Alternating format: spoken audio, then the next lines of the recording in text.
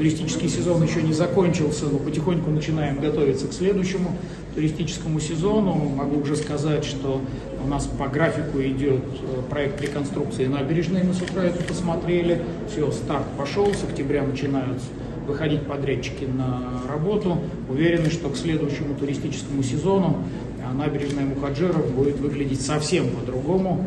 Ну и с точки зрения подготовки к сезону, тоже с утра с Бадр Зурабовичем это проговаривали, у нас сейчас в России идет формирование федерального бюджета. Могу уже сказать, что уже в проект федерального бюджета заложены необходимые средства на поддержку и кометы, чтобы она у нас ходила на следующий год, и чтобы цена была приемлемая для туристов и для местных жителей, и электрички, то есть транспортное обеспечение и поддержка авиарейсов, то есть все, что связано с транспортным обеспечением к следующему сезону, у нас гарантированно будет сделано, все необходимые решения для этого сейчас уже приняты.